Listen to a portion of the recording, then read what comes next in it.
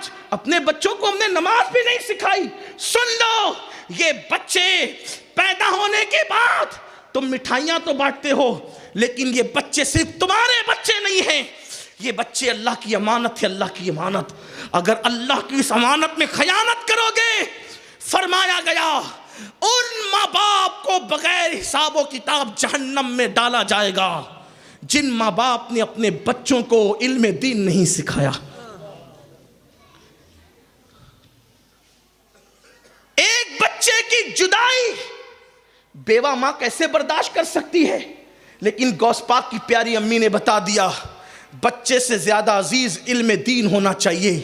بیٹے کو 18 سال کے اکلوتے بیٹے کو, غوث پاک کے ایک چھوٹے بھائی بھی تھے, یا بعض لوگ کہتے ہیں بڑے بھائی بھی تھے, لیکن ان کا انتقال بچپن میں ہو گیا تھا. غوث پاک اکیلے رہ گئے تھے.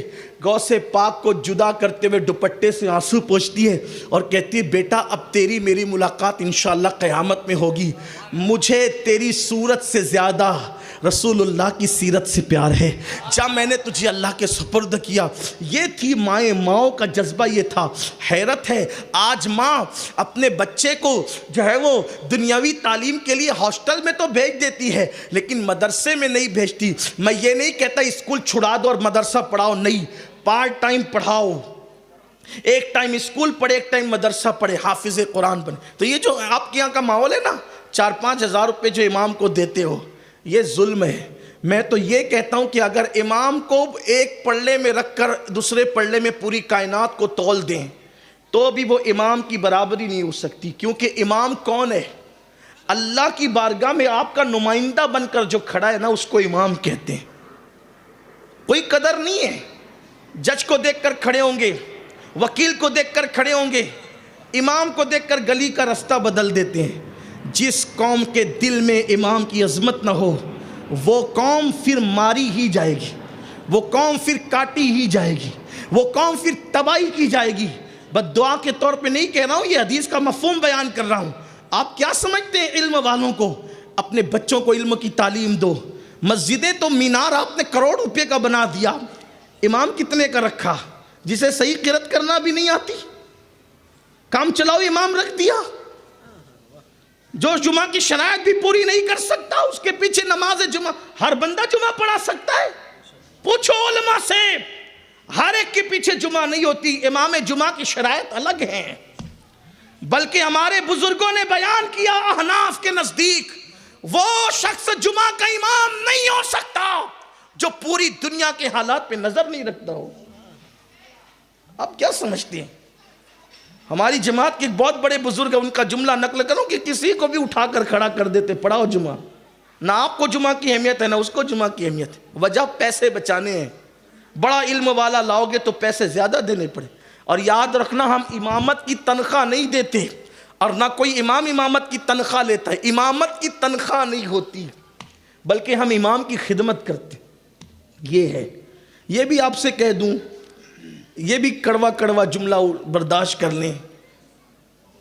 تھرکنے پھدکنے والے نعت خانوں کو بلاتے ہو تو 50-50 ہزار روپیہ ایک رات کا دیتے ہو, اور پورا مہینہ وہ امام بچے کے کان میں اذان سے لے کر کے نماز جنازہ تک خدمت کرتا رہے, اسے 5 ہزار دینا ہے. اس کے لیے دل بڑا نہیں کرنا ہے. جو 1 گھنٹہ پھدکے گا نا اسٹیج پر, اس کے لیے 50 ہزار تک میری قوم دے سکتی ہے. جو پورا مہینہ لگا ہوا ہے اس کے لیے کچھ نہیں. اس لیے قوم کا مزاج بنا. ہم نے کیا عالم بنانا اپنے بچوں کو, ہم نے کیا حافظ بنانا اپنے بچوں کو. تو میں آپ سے یہ کہنا چاہتا ہوں, عالم اس لیے نہیں بناتے کہ بچہ امامت کرے, مدرسے میں پڑھائے. حافظ اس لیے نہیں بناتے کہ وہ امامت کرے, مدرسے میں پڑھائے. عالم اور حافظ اس لیے بناتے ہیں کہ اللہ کا حکم ہے. بے شمار ایسے علماء ہیں جو امامت نہیں کرتے, بے شمار ایسے حافظ قرآن ہیں جو امامت نہیں کرتے, جو مدرسے میں نہیں پڑھاتے, خود اسٹیج پر بھی بیٹھے ہیں. عالم اس لیے بناتے ہیں کہ اگر ایک بندہ خاندان میں عالم بن جاتا ہے تو وہ اپنے خاندان کے 700 لوگوں کو جنت میں لے کر جائے گا. 700 لوگوں کو. اور وہ تو خاندان کے لوگ ہوں گے، اور جو باہر کے لوگ ہوں گے ان کا حال یہ ہوگا، اگر کسی نے عالم کو گلاس بھر کر پانی دیا ہوگا یا استنجا کے لیے ڈھیلا دیا ہوگا تو وہ عالم اس کو بھی اپنے ساتھ جنت میں لے کر کے جائے گا۔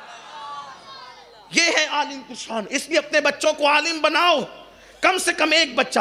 تو جو بچہ 700 کو جنت میں لے جا کر ان کی آخرت سنوار سکتا ہے، کیا وہ عالم دنیا کے اندر آپ کے گھر کا ماحول نہیں سنبھال سکتا؟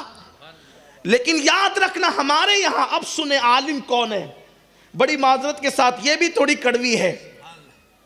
ہمارے یہاں جب بھی اسٹیج لگتا ہے تو کہتے ہیں کہ عالم کے چہرے کو جس نے دیکھا اس نے حضور کے چہرے کو دیکھا، جس نے عالم سے مصافحہ کیا اس نے حضور سے مصافحہ کیا۔ یہ حدیث بالکل ہے، لیکن وہ ہم لوگوں کے چہرے نہیں ہیں۔ یہ بڑی معذرت کے ساتھ جو 5 سال 8 سال 10 سال مدرسوں میں پڑھے ان کے چہرے نہیں، اس لیے کہ عالم اور پڑھے لکھے میں فرق ہے۔ عالم میں اور پڑھے لکھے میں فرق ہے۔ جو ڈگری لے کر دنیا کمائے، جو ڈگری لے کر بدعملی کا شکار ہو، جو ڈگری لے کر برائیوں میں مبتلا ہو، بے عمل ہو، بد عمل ہو، بد عقیدہ ہو، وہ پڑھا لکھا تو ہے، وہ عالم نہیں ہے۔ پھر عالم کون ہے؟ تو قرآن خود کہتا ہے انما یخشی اللہ من عبادہ العلماء۔ عالم وہ ہے جس کے دل میں اللہ کا ڈر ہے، قدم بعد میں اٹھتا ہے، پہلے سوچتا ہے کہ میرا یہ اٹھنے والا قدم اللہ کو راضی کرے گا کہ ناراض کرے گا۔ وہ عالم ہے، اس کا چہرہ دیکھو تو مصطفیٰ جان رحمت کا چہرہ دیکھنے کا ثواب مل جاتا ہے۔ اس کے پیچھے نماز پڑھو تو مغفرت ہو جائے، بلکہ واللہ ان کے پیچھے پڑھی جانے والی نمازی بھی سدھر جاتے، ان کے پیچھے جو نماز پڑھے نمازی بھی سدھر جاتے ہیں عالم کے پیچھے۔ حدیث پاک کا مفہوم ہے جس نے عالم کے پیچھے نماز پڑھی گویا اس نے رسول اللہ کے پیچھے نماز پڑھی۔ وہ کون سا عالم؟ جس کا دل اللہ کے خوف و خشیت کا گنجینہ ہے۔ ایک لڑکی سے ایک نوجوان کو پیار اور محبت ہو گئی، اور وہ دور تھا میرے نبی کے جانشین دوم سیدنا عمر ابن خطاب کا۔ مطلب یہ مرض نیا نہیں ہے پیار محبت کی، یہ لعنت جو ہے وہ نئی نہیں، یہ پرانی ہے۔ ہاں، لڑکے ہمیشہ ہی سے من چلے رہے ہیں، ہنسنے کی بات نہیں، یہ تو تباہی کے دہانے پر ہے۔ پیار سے اتنا ہی سینہ ابل رہا ہے تو اپنی ماں سے کیوں پیار نہیں کرتے؟ اپنے باپ سے اتنے پیار کرنے والے ہو گئے۔ کچھ لوگ تو یہ کہتے ہیں کہ ہم جو لوگ پیار کرنے سے نفرت کرتے ہیں ہم ان کو جلا دیں گے اور ان کو مار دیں گے اور ان کو گولی سے اڑا دیں گے۔ پیار سے کسے نفرت ہے؟ جھوٹے! اگر تجھے پیار ہی ہوتا تو جس نے 2 سال تک دودھ پلایا اس سے پیار کیوں نہیں کرتا؟ مولانا پیار کا دشمن نہیں ہے، اصل پیار کرنے والا تو مولانا ہی ہے، لیکن تجھ میں اور اس میں فرق یہ ہے، اللہ والوں میں اور نفس پرست میں فرق یہ ہے کہ تم نفسانیت کے لیے کسی کو چکر میں لا کے اس کو پیار کا نام دیتے ہو، اور جن لوگوں کو واقعی پیار ہے وہ دودھ پلانے والی ماں سے پیار کرتے ہیں، وہ دودھ ساتھ پینے والی بہن سے پیار کرتے ہیں، وہ اپنے باپ سے پیار کرتے ہیں جس کو جنت کا دروازہ کہا گیا ہے، وہ اپنے علماء سے پیار کرتے ہیں، وہ نبی کی اولاد سے پیار کرتے ہیں، وہ قرآن سے پیار کرتے ہیں، اسلام سے پیار کرتے ہیں، شریعت سے پیار کرتے ہیں۔ پیار اس کا نام ہے۔ پیار سے کون جلتا ہے؟ جو آپ جلانے اور مارنے کی بات کرتے ہیں۔ یہ جو تم گرفتار ہو یہ نفسانیت، بہرحال دور نہیں جاتا۔ تو وہ لڑکی سے ایک لڑکے کو پیار ہو گیا، اس نے خط لکھ کے کہا کہ آپ سے شادی کریں گے۔ اس لڑکی نے جواب دیا یہ شادی کی بات تو ابھی نہیں ہوگی، ایک شرط ہے شادی سے پہلے کہ 40 دن تک، کتنے دن تک؟ 40 دن تک تمہیں امیر المومنین فاروق اعظم کی اقتداء میں 5 وقت کی نماز پڑھنی ہوگی۔ سبحان اللہ۔ اگر تم ان کے پیچھے 40 دن نماز پڑھو گے تو پھر دیکھا جائے گا۔ اب وہ آپ جانتے ہیں نا کہ مرتا کیا نہیں کرتا۔ کتنے یہاں عاشقان زار موجود ہیں کہ جن پر بھی ایسی کیفیت گزری ہوگی کہ پھر شرط آئی تو سب پوری کی، وہ بھی بیچارہ پوری کرنے کے لیے تیار ہو گیا، اور اس نے کہا کتنی چھوٹی سی شرط ہوتا ہے کہ 40 دن نماز پڑھنا ہے۔ کہاں؟ مسجد نبوی کے اندر امیر المومنین کی اقتداء میں۔ 1 دن 2 دن 4 دن 10 دن 20 دن 40 دن گزرے۔ اب وہ لڑکا آیا نہ، اس کا خط آیا نہ اس کا پیغام آیا، کچھ نہیں آیا۔ اب اس نے خود خط بھیجا کنیز کے حوالے سے، کہا کیوں 40 دن پہلے تو بڑی پیار کی باتیں کرتے تھے، آج کیا ہوا؟ کہا عمر کے پیچھے نماز پڑھ لی تو دل میں وہ عشق مصطفیٰ پیدا ہوا کہ اب کسی کی ضرورت ہی محسوس نہیں ہو۔ یہ تھے علم والے، یہ تھے علماء۔ تو اپنے بچوں کو علم کی طرف لاؤ، انہیں انجینئر بھی بناؤ، ڈاکٹر بھی بناؤ، ٹیچر بھی بناؤ، علم بھی دو۔ اب کتنا اچھا ہوگا نا کہ جو لڑکا IAS ہوگا وہ حافظ قرآن ہو کر کے تراویح بھی پڑھائے گا۔ کتنا خوبصورت ماحول لگے گا کہ جو عالم ہوگا وہ ہندوستان میں جج کی کرسی پر بھی بیٹھا ہوگا۔ کیا وہ کسی پر ظلم کرے گا؟ کیا وہ زیادتی کرے گا؟ آپ یہ نہیں کہیں کہ میں سنہری خواب دکھا رہا ہوں، ہتھیلی پر جنت دکھا رہا ہوں، نہیں، یہ آج سے 100 سال پہلے، 150 سال پہلے ہو چکا ہے۔ اور کہا گیا ہے کہ تاریخ اپنے آپ کو دہراتی ہے، تاریخ اپنے آپ کو دہراتی ہے، تاریخ اپنے آپ کو دہرائے گی۔ میری قوم کے جوانوں، عاشقان مصطفیٰ، صرف تم بیدار ہو جاؤ، کسی اور کی مدد کی ضرورت نہیں ہے۔ مسلمان دل پہ لے لے، مسلمان بیدار ہو جائے، تاریخ اپنے آپ کو دہرائے گی۔ وہ وقت پھر آئے گا، وہ دن پھر آئے گا، وہ زمانہ پھر آئے گا کہ اللہ اکبر، جو عالم ہوگا وہ جج بھی ہوگا۔ اگر کوئی کہے کہ حکومت تو ہماری نہیں ہے، دوسروں کی حکومت میں جج کوئی کیسے بنے گا؟ ہم نے کہا 150 سال پہلے ہو چکا ہے کہ ایک جج ایسا تھا جسے دنیا فضل حق خیر آبادی کے نام سے جانتی ہے۔ انگریزوں کی حکومت میں وہ عدالتوں میں فیصلہ بھی کرتے تھے، اور جب اذان ہوتی تھی تو مسجد میں آ کے نماز بھی پڑھاتے تھے۔ ہو چکا ہے یہ، لیکن کرنا ہے یہ اپنے شوق کو کم کرو۔ جتنا گٹکا کھا کر کے تھوک دیتے ہو، اگر اتنے پیسوں کو ایجوکیشن کے راستے میں استعمال کرو گے، اپنے بچوں کو بہت پڑھا سکتے ہو۔ یہ میری مائیں اور بہنیں بیوٹی پارلر کی جو نظر کر دیتی ہے اپنے پیسوں کو، اگر وہ بچا لیں۔ کوئی ضروری ہے ہر شادی میں نیا کپڑا ہونا چاہیے؟ کوئی ضروری ہے ہر فنکشن میں نیا کپڑا ہونا چاہیے؟ ایک ماں باپ صرف 10 سے 15 سال اپنی خواہشات پہ کنٹرول کر لیں اور یہ عہد کر لے مجھے اپنے بچوں کو پڑھانا ہے، مجھے اپنے بیٹے کو پڑھانا ہے، پھر دیکھو آپ کا بچہ پڑھے گا کہ نہیں پڑھے گا۔ آؤ، ماں کی بات آئی ہے، اب میں ماں سے توجہ چاہتا ہوں، دائیں بائیں پردے میں بیٹھی ہوئی میری بہنوں کی توجہ چاہتا ہوں۔ دیکھو جتنے بھی اولیاء اللہ گزرے ہیں، اکثر بڑے بڑے اولیاء، ان کے باپ دنیا سے رخصت ہو گئے، جب وہ ننھے سے بچے تھے ان کے باپ دنیا سے رخصت ہو گئے، اور پھر ماؤں نے ان کو پڑھایا، محنت سے پڑھایا، کوششوں سے پڑھایا۔ آج تو بہت راحتیں ہیں، آج تو اللہ اکبر مدد کرنے والے لوگوں کی ایک بڑی ٹیم ہے، آج تو مدد کرنے والی بڑی بڑی تنظیمیں ہیں، بڑے بڑے ادارے ہیں۔ اس وقت ایسا نہیں ہوتا تھا۔ جانتے ہیں آپ، ایک نام ہے حضرت سیدنا محبوب الہی نظام الدین اولیاء کا نام، نظام ملت والدین۔ حضرت نظام الدین اولیاء کہتے ہیں میرا بچپنا تھا، میرے والد کا انتقال ہو گیا، حالات بگڑ گئے، حالات خراب ہو گئے، ہمارے یہاں کئی کئی دن تک چولہا نہیں جلتا تھا۔ دیکھو ماں کی تربیت بھی کیا ہے، اگر آج بچے بھوکے ہو تو عورتیں اپنے بچوں کو روڈ پہ لے کر نکل جاتی ہے، میرا شوہر مر گیا ہے میری مدد کرو۔ لیکن اللہ اکبر، غیرت کا عالم کیا ہے، حیا کا عالم کیا ہے، بے پردہ گھومنے والی میری بہنوں، اگر تم بیوہ ہو چکی ہو تو آبرو کا سودا تو نہ کرو، زندگی گزارنے کا سلیقہ موجود ہے، زندگی گزارنے کا طریقہ موجود ہے۔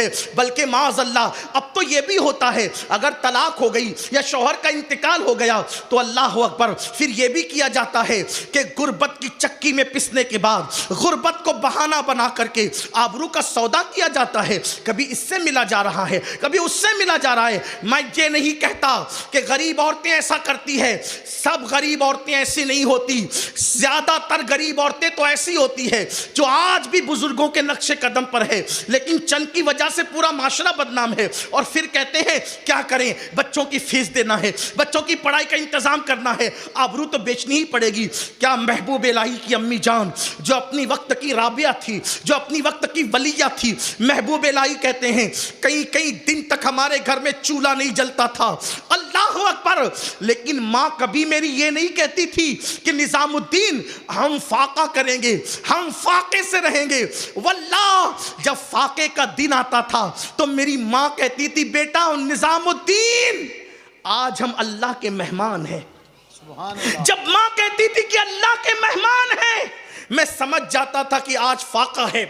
جب کئی دن تک کے کھانا مسلسل ملتا اور ماں کے جملے میں اتنی لذت تھی، آج ہم اللہ کے مہمان ہیں، آج ہم اللہ کے مہمان ہیں، تو جب کئی دن تک کھانا ملتا اور گھر میں فاقہ نہیں ہوتا تو میں بڑی معصومیت سے پوچھتا امی ہم اللہ کے مہمان کب بنیں گے، ہم اللہ کے مہمان کب بنیں گے؟ اس ماں نے چرخہ کاٹ کر محبوب الہی کو پڑھایا، بھوکے رہ کر محبوب الہی کو پڑھایا۔ جب قدوری ختم ہو گئی تو حضرت نظام الدین اولیاء کے استاد نے کہا بیٹے محمد احمد تمہاری دستار کرنی ہے، دستار۔ تو کہا حضور دستار میں کیا ہوتا ہے؟ کہا دستار میں بچے کے سر پہ بزرگ لوگ امامہ باندھتے ہیں، اور جتنے علماء آتے ہیں ان کو کھانا کھلایا جاتا ہے، یہ دستار کی رسم ہے۔ تمہاری امی سے کہنا انتظام کرے۔ کس شان سے کس غیرت سے زندگی گزر رہی تھی، استاد کو بھی نہیں معلوم تھا کہ نظام الدین کے گھر کے حالات کیا ہے، اس لیے کہا کہ تمہاری امی سے کہنا انتظام کرو علماء کا، دستار خرید کے لاؤ، ہم آئیں گے علماء کو لے کر دستار باندھی جائے گی۔ ماں سے جا کے کہا نا امی میری دستار ہے۔ ہائے ہائے، استاد نے کہا کہ امامہ اور علماء کی دعوت۔ ماں نے کہا بیٹا تمہارے استاد سے چند مہینوں کی مہلت لے لو، چند مہینے کی مہلت لے لو، کیونکہ اپنی اتنی حیثیت نہیں ہے کہ ہم بازار سے دستار خرید کے لائیں، تو دن کو چرخہ کاتا کروں گی اور رات کو تمہاری دستار میں خود جو ہے وہ تیار کروں گی، اس کو بوندوں گی، میں اس کو اپنے ہاتھ سے تیار کروں گی، اتنے دن کے لیے ٹائم لے لو۔ اور علماء کی جہاں تک دعوت کا سوال ہے اس کے لیے بھی پیسے چاہیے، تو پیسے ہم اکٹھا کریں گے پھر دعوت دیں گے۔ استاد کو جا کر کے کہا، استاد نے کہا دستار کا وقت آ گیا، تاخیر کیوں کرتے ہو؟ آخر کار کسی ذریعے سے پتہ چل گیا کہ اللہ اکبر پیسے دعوت کے لیے نہیں ہے، تو استاد نے جتنے پیسوں کی کمی تھی وہ پوری کی، اور حضرت محبوب الہی کے سر پہ وہ دستار باندھی گئی جو ان کی امی نے اپنے ہاتھ سے بنا تھا، اپنے ہاتھ سے تیار کیا تھا۔ اس درد اور اس کرب کے ساتھ غریبوں نے اپنے بچوں کو پڑھایا۔ یہ جو لنگڑا لولا بہانہ ہے نا کہ ہم غریب ہیں مولانا نہیں پڑھا سکتے، آج تو یہ بہانہ ہی نہیں ہونا چاہیے۔ اتنے بڑے بڑے مدرسے موجود ہیں جہاں فری میں پڑھائی ہو رہی ہے، پھر بھی لوگ نہیں پڑھاتے۔ اس وقت پڑھائی بہت زیادہ مشکل تھی، پھر بھی بچوں کو پڑھایا جاتا تھا۔ اچھا ایک خاص بات، غریب یہ کہہ کر کے کہتا ہے کہ میں اپنے بچوں کو نہیں پڑھا سکتا کہ غریب ہوں، امیر اپنے بچوں کو مدرسے میں بھیجنا نہیں چاہتا، جبکہ تاریخ یہ ہے، تاریخ کہ غریبوں نے بھی اپنے بچوں کو پڑھایا اور امیروں نے بھی اپنے بچوں کو پڑھایا، بلکہ بادشاہوں نے بھی اپنے بچوں کو پڑھایا، اور صرف پڑھایا نہیں بلکہ خود پڑھے بھی۔ اس مجمع میں کتنے میرے بھائی ایسے ہوں گے جنہیں قرآن پڑھنا نہیں آتا، لیکن وہ یہ کہہ دیتے یار بچپنے میں کھیل کود کی، بڑی وہ کی، بڑی غفلت کی، ٹائم نہیں تھا، ایسا نہیں تھا، ویسا، اب نہیں پڑھ سکتے۔ کیوں نہیں پڑھ سکتے؟ جب 40-50 سال کی عمر میں کمپیوٹر سیکھ سکتے ہو تو اللہ کی کتاب کیوں نہیں سیکھ سکتے؟ 40-50 سال کی عمر میں جم جا سکتے ہو تو اللہ کے گھر میں اللہ کی کتاب سیکھنے کے لیے کیوں نہیں آتے؟ 40-50 سال کی عمر میں انگلش اسپیکنگ کورس کرنے جاتے ہو تو اس کے لیے کیوں نہیں آتے؟ اور ہمارے یہاں علم سیکھنے کی کوئی عمر نہیں ہے۔ ہمارے نبی نے فرمایا اطلب العلم من المہد الی اللحد، ماں کی گود سے لے کر قبر میں جانے تک علم حاصل کرتے رہو۔ ہمارا پورا زندگی کا سفر علم اور علم اور علم ہی ہے۔ طالب علم بن کر زندگی گزارو، اس لیے کہ طالب علم کی شان یہ ہے کہ طالب علم جس قبرستان سے گزر جاتا ہے اللہ 40 دن کے لیے اس قبرستان سے اپنے عذاب کو اٹھا لیا کرتا ہے۔ آؤ سیکھو، ٹائم نکالو، اگر 1 گھنٹہ دیا نا اچھے عالم اور اچھے قاری کو قرآن سیکھ لو گے۔ اور سیکھ سکتے ہو. نہیں مولانا, نہیں باپو, بہت مصروفیت ہے. کیا ہے؟ بزنس ہے. آپ بزنس ہی ہے نا, بادشاہ تو نہیں ہے نا. اگر بادشاہ چاہے تو بادشاہ بھی سیکھ سکتا ہے قرآن. بزنس سنبھال کر نہیں, صرف بادشاہت سنبھال کے بھی سیکھ سکتا ہے. کیا ہندوستان کی تاریخ نہیں پڑھی؟ ایک دن اورنگزیب عالمگیر کے دونوں بیٹے اعظم اور معظم دونوں کو حافظ قرآن ہو گئے. تو اورنگزیب نے اپنے بیٹوں کو کہا جاؤ دادا کو سلام کرو. یہ اورنگزیب بھی بیچارے بڑے مظلوم ہیں. جس بیٹے کا اتنا ادب و باپ کے حوالے سے کہ بیٹے حافظ قرآن بنتے ہیں اور باپ کو سلام کرنے آتے تو کہتے پہلے مجھے نہیں اپنے دادا کو کرو. جو اتنا ادب کرتا تھا اپنے باپ کا, اسی پر الزام رکھ دیا تاریخ نے. اس نے تو اپنے باپ کو قید کر دیا تھا, قتل کر دیا تھا. واہ صاحب, کیا دن دکھایا اچھے لوگوں کو, بدنام ہی کیا. جھوٹ ہے, مکر ہے, فریب ہے, مکاری ہے. اورنگزیب کا ایک ہی قصور ہے کہ وہ دیندار تھا, اسی لیے بدنام کیا. ورنہ اکبر کو اکبر اعظم کہتے ہیں, اکبر دی گریٹ کہتے ہیں. یہ اکبر اعظم کیسے ہو گیا, دی گریٹ کیسے ہو گیا؟ کیونکہ وہ ملحد تھا, دین کو نقصان پہنچانے والا تھا. لوگوں کی فکر ہے جو بھی دین کو فائدہ پہنچائے اس کو ڈیمیج کرو, اور جو دین کو نقصان پہنچائے اس کو اٹھاؤ اوپر, عزت دو. لیکن تاریخ پر کالک پوت سکتے ہو, تاریخ کو مٹا نہیں سکتے. مشک پہ پیرا بٹھا سکتے ہو, مشک کی خوشبو پہ پیرا نہیں بٹھا سکتے. پھول کو قید کر سکتے ہو, پھول کی خوشبو کو قید نہیں کر سکتے.